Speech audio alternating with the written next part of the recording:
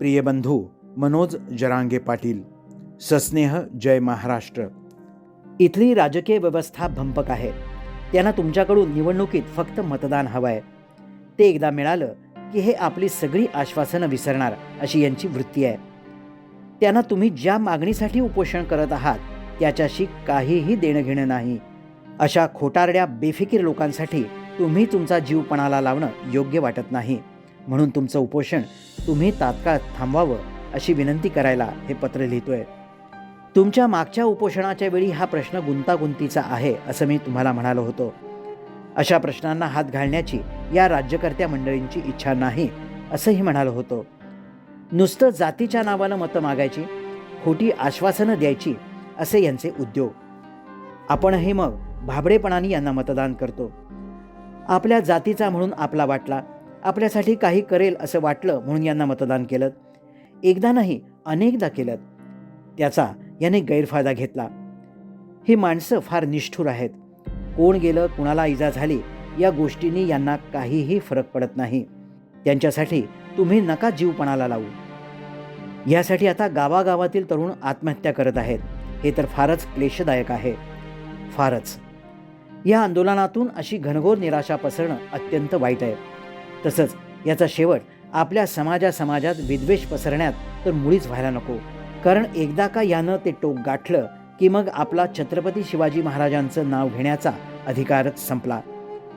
18 पगड जातींना एकत्र बांधून स्वराज्याचा मंत्र आपल्याला छत्रपती शिवाजी महाराजांनी दिला. त्यांच्या शिकवणीवर तर हा महाराष्ट्र उभा आहे. ते आपल्याला विसरता येणार नाही. ज्या महाराष्ट्रानं या देशाचं प्रबोधन केलं, विचार दिले, स्वाभिमानानं कसं जगायचं ते शिकवलं, तो महाराष्ट्र जातीपातीच्या विषप्रयोगात सापडला तर महाराष्ट्राचा उत्तर प्रदेश, बिहार व्हायला वेळ लागणार नाही. ज्या ज्या विभूतींनी या आपल्या महाराष्ट्रावर इतकी वर्ष संस्कार केले ते धुळीस मिळायला वेळ लागणार नाही.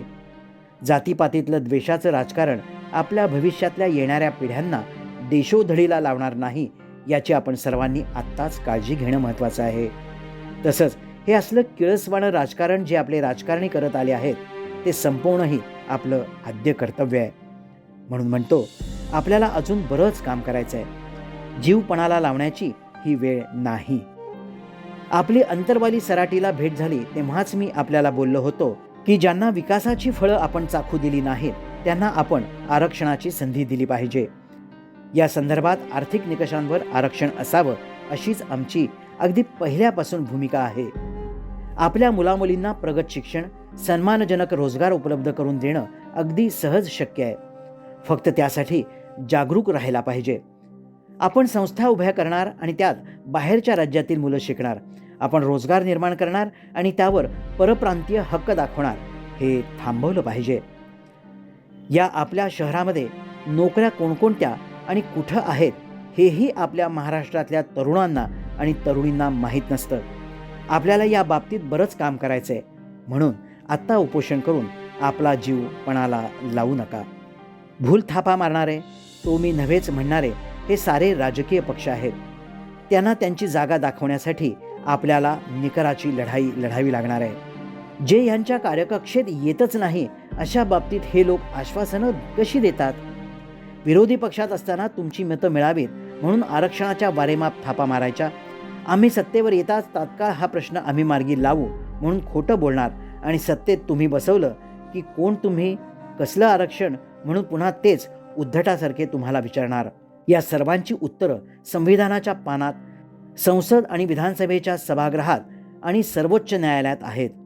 मी या पत्राद्वारे महाराष्ट्र शासनाकडे मागणी करतो की त्यांनी महाराष्ट्राच्या विधानसभेचं विशेष अधिवेशन भरवावं. सगळ्यांना कळू दे की कोणाचं काय म्हणणं आहे ते.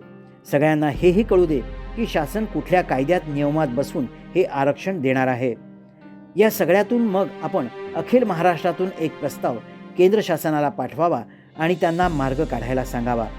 तोपर्यंत विनंती अशी की तुम्ही तुमचं उपोषण थांबवावं. समाजात तेढ निर्माण होऊ नये आणि आपण सगळ्यांनी मिळून एक चांगला कायमस्वरूपी तोडगा काढावा यासाठी एकत्रपणे आपण काम करू. तुमच्या या कामात मी आणि माझा पक्ष तुमच्यासोबत आहोतच. परंतु या निगरगट्ट असंवेदनशील शासनासाठी तुम्ही स्वतःच्या जीवाची बाजी लावू नये इतकीच माझी इच्छा. ही लढाई मोठी आहे. ती आपण खांद्याला खांदा लावून लढू. सगळेच मुद्दे असे रेंगाळत पडणं बरोबर नाही. त्यांच्या थापा विसरून पुन्हा पुन्हा त्याच पक्षांना निवडून दिल्याचा हा परिणाम आहे. मग ते आपला गैरफायदा घेत राहतात. हे बदललं पाहिजे. आपण सगळ्या महाराष्ट्राचा विचार केला पाहिजे. सर्व मराठी एक असा विचार केला पाहिजे. तसा केला तर आणि तरच आपण महाराष्ट्रात सुख शांती निर्माण करू. महाराष्ट्राला पुन्हा एकदा वैभवशाली शिखरावर नेऊ शकू. पत्र संपवण्यापूर्वी पुन्हा एकदा विनंती, उपोषण सोडा, तब्येत जपा. आपल्याला अजून बरंच काम करायचं आहे. शुभेच्छा आणि पुन्हा एकदा जय महाराष्ट्र. आपला राज ठाकरे.